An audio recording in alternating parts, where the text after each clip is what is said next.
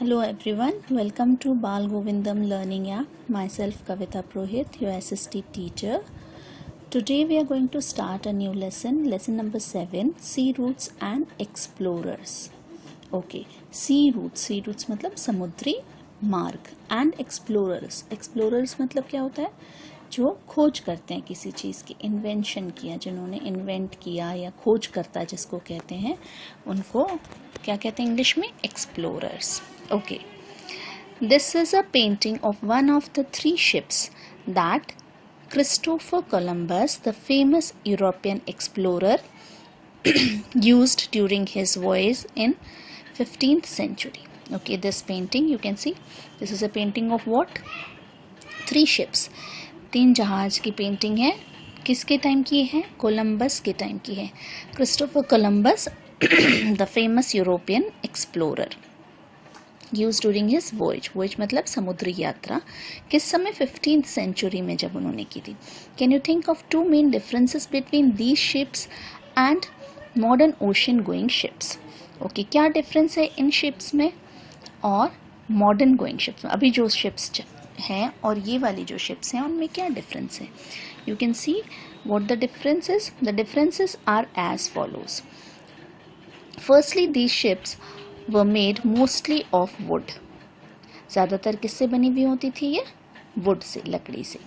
While modern ships were build using iron and steel. अभी जो ships किससे बनती है उसमें क्या यूज़ होता है? आयरन यूज़ होता है, स्टील यूज़ होता है.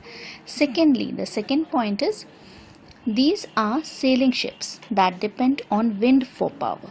ये क्या थी? सेलिंग शिप्स थी, मतलब ये तैरती थी शिप्स ये, और जिस तरफ हवा का रुख होता था, where the wind blows, the ship changes the direction to that place only. So what happened nowadays? Modern ships runs on fuels such as petrol and diesel. लेकिन आजकल किस शिप्स किस पे चलती हैं? पेट्रोल एंड डीजल पे. Imagine even with such fragile looking ships, these explorers discovered many new lands for their rulers. They braved unknown seas and long difficult voyages to do so. Okay, you can imagine how these fragile looking ships, मतलब fragile looking ships मतलब बहुत सी delicate सी और बहुत strong नहीं दिख रही हैं ये, है ना? वुड से बनी हुई हैं ये, जो इसके यहाँ पे लगाए हुए हैं फ्लैग्स लगाए हुए हैं, ये पतली पतली स्ट्रिंग्स लगाई हुई हैं, तो ये बहुत ही डेलिकेट लुक है. लेकिन फिर भी इन शिप्स में भी बैठ के उन्होंने बहुत सारे लैंड को डिस्कवर किया था. So now the countries of the East, such as India, were fascinated to European because of their fabled riches. India was known for its exotic goods such as spices, fine silk and muslin. Okay, India जो country थी was very rich. किस चीज़ में rich थी वो? exotic goods थे इसके पास, जैसे spices थी, मसाले, फाइन सिल्क बहुत अच्छा था यहाँ का, कॉटन, मसलिन यहाँ का बहुत अच्छा था.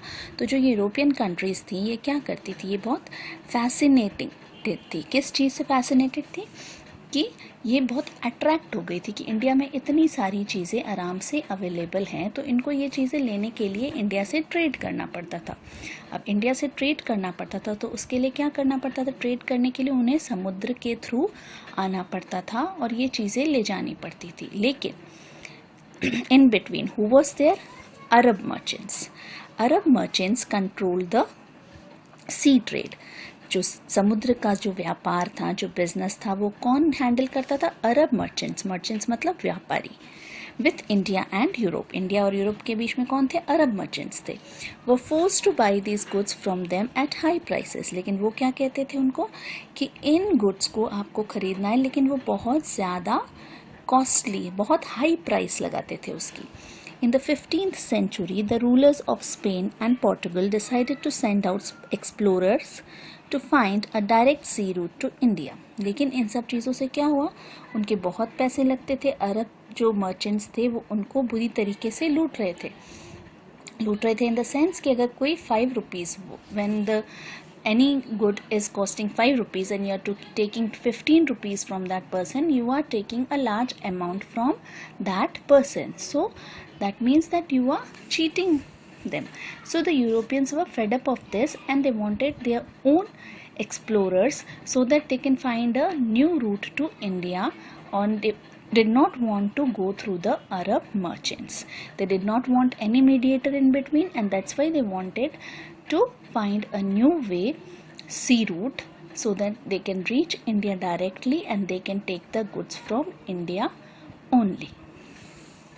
Now, Christopher Columbus, 1451 to 1506. Now we'll read about Christopher Columbus. We'll read about the 4 explorers in this lesson. Number first one is Christopher Columbus. Christopher Columbus was an Italian explorer who discovered the continent of America. He discovered, what did he discover? He discovered America, continent of America. America की खोज किसने की थी? Columbus ने की थी. He was born in Genoa.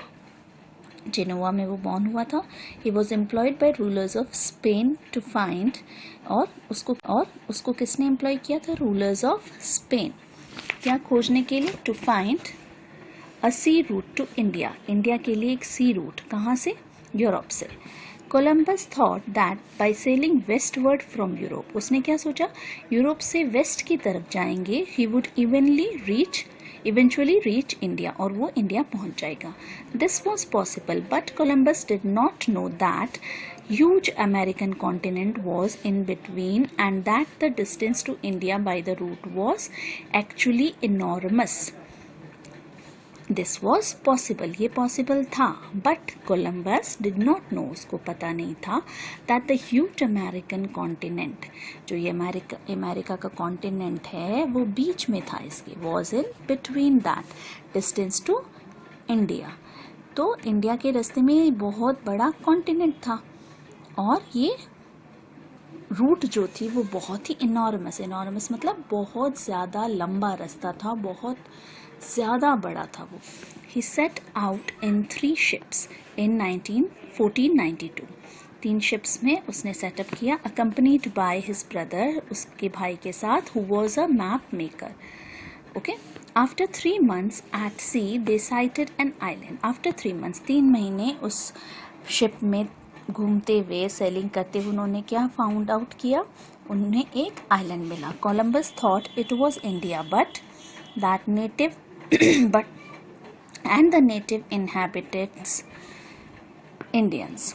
उसे क्या लगा? कोलंबस को एक जगह मिली, एक आइलैंड मिला, और उसने क्या सोचा कि ये इंडिया है और यहाँ जो लोग रह रहे हैं वो इंडियंस है. The island was part of a group now known as the Bahamas. Okay, और वो क्या था?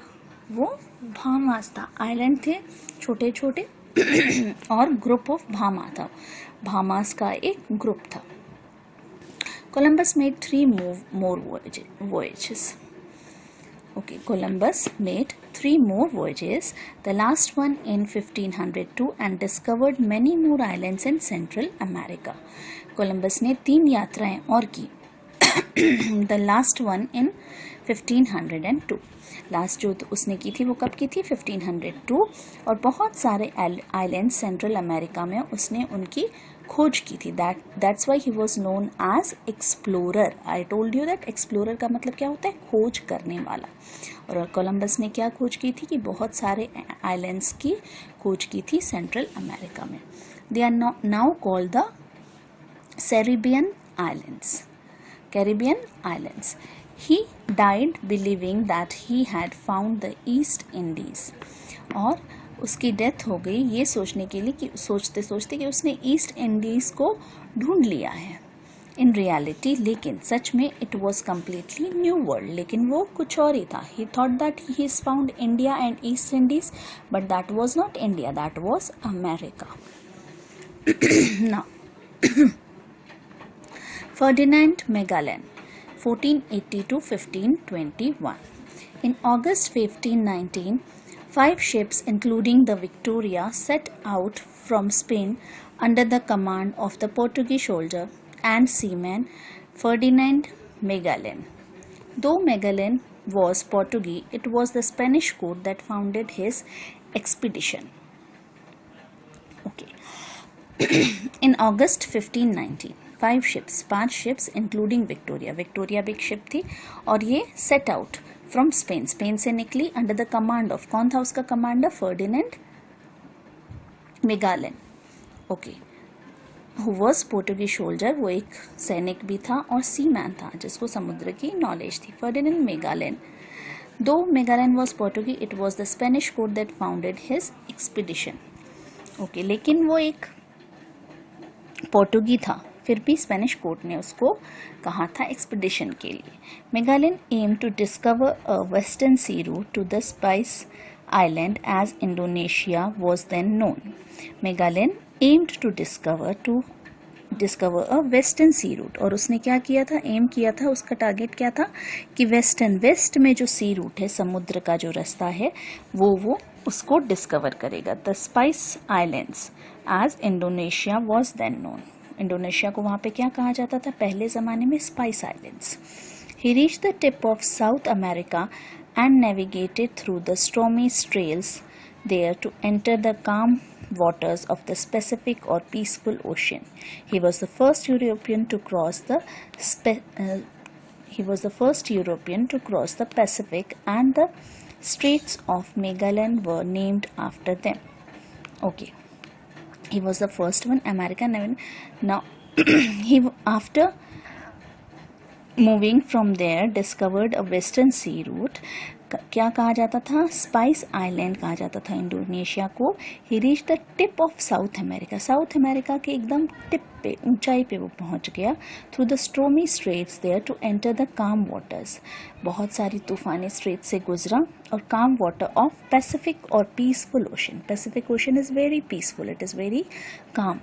ही was first European to cross the Pacific. और वो पहला यूरोपियन बना जिसने पैसिफिक ओशन को क्रॉस किया था.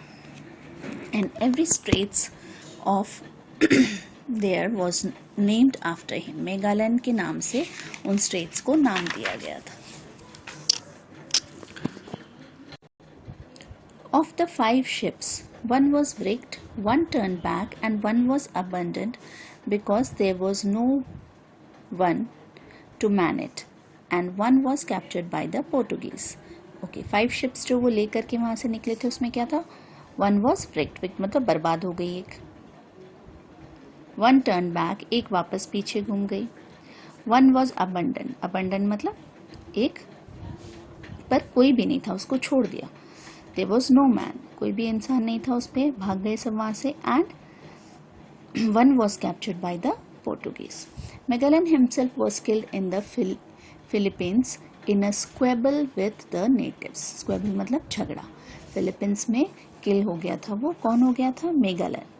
मैगेलन जो था वो किल हो गया था, मार दिया गया था उसको फिलीपींस में एक झगड़े में, जो कि वहाँ के आम आदमी, नेटिव्स मतलब वहाँ के जो लोकल लोग थे, उनसे झगड़े में उसकी मौत हो गई.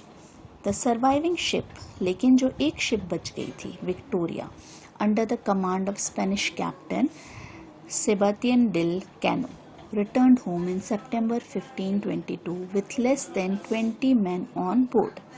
लेकिन एक शिप जो बची थी विक्टोरिया, किसके कमांड में थी? वो Spanish captain Sebastian del Cano के कैप्टनशिप के अंडर में थी वो. और वो वापस कब आई थी? 1522 को वापस आ गई थी. विथ लेस देन, 20 से भी कम लोग थे उसमें, और वो वापस रिटर्न हो गई थी, वापस घूम के आ गई थी. It had taken the expedition 3 years to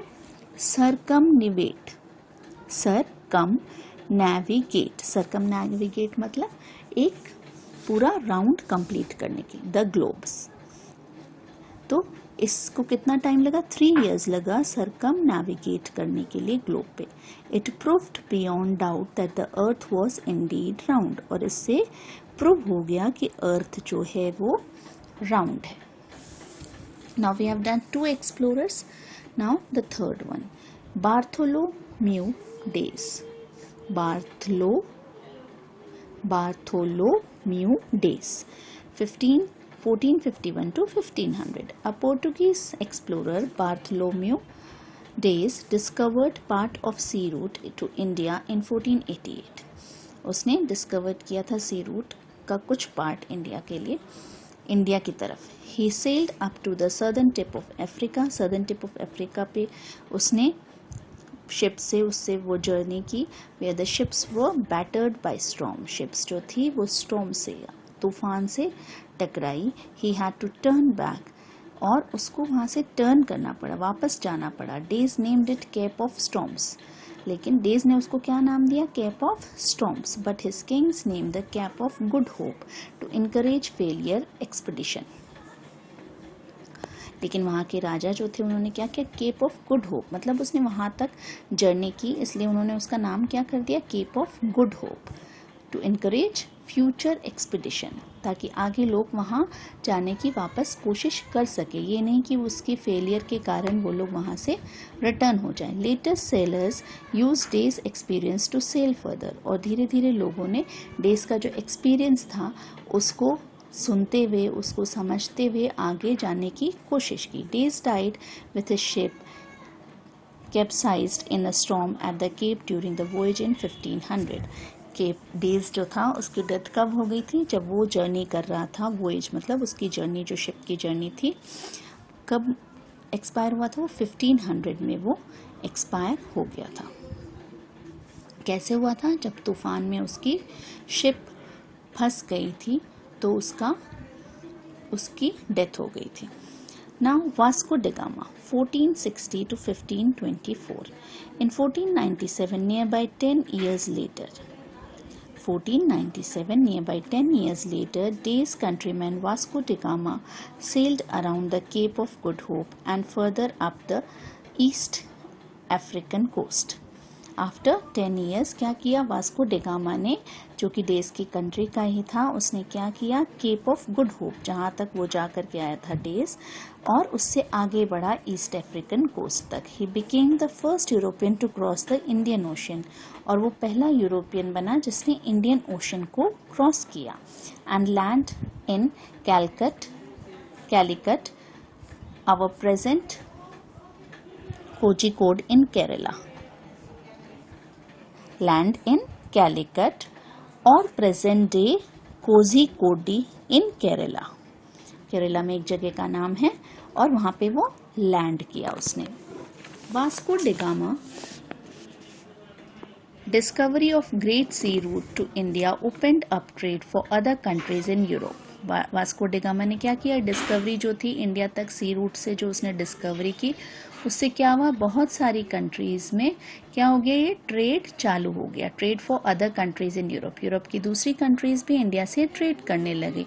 who were eager to bypass the Arabs, और उन्होंने क्या किया, अरब्स को बाईपास कर दिया, उनको इसमें बीच में लाने की जरूरत नहीं समझी, and they directly traded with the country, Indian country.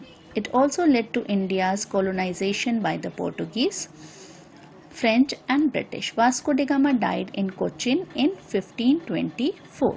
Okay, Vasco da Gama died in Kochi. Cochin, Kochi भी कहते हैं उसको, इन 1524। और जब उसने ये डिस्कवरी कर ली थी डायरेक्ट इंडिया तक की, तो क्या किया, जो अरब्स बीच में आते थे, जो चीट करते थे यूरोपियंस को, उनसे एक्स्ट्रा पैसे लेते थे, वो क्या हो गया, वो बंद हो गया, और वो डायरेक्ट इंडिया से कांटेक्ट करने लगे। और इंडिया का भी फायदा क्यों हुआ, क्योंकि इंडिया का कोलोनाइजेशन हो गया, किससे, bye the Portuguese, French and British, ये सब उससे वापस उनकी स्टार्ट हो गया, उनका ट्रेड वापस स्टार्ट हो गया। एंड वास्को डा gamma died in Cochin in 1522. Now quick check, we have question answers here and we have done it in, I have given it in the short question answer, these two question, which was the first ship to go around the world, where did Vasco da Gama land in India. We have done these question answers in the copy. These are the difficult words. Few words I have also given in the copy. You have to learn it from here also and from the copy also, which will help you in understanding the question. So this lesson is over. You can see here concept recall, sea routes and explorers. 4 explorers we have studied: Columbus, Christopher Columbus, Bartholomew Diaz and Ferdinand Magellan, Vasco da Gama. Okay, these names are much difficult, but you have to practice it Sometimes I also can't read it properly, but we'll practice it and you can make it very easy while reading it. So please read this lesson twice or thrice so that you can pronounce these words properly, and then we'll do the exercises and the question answers. Thank you.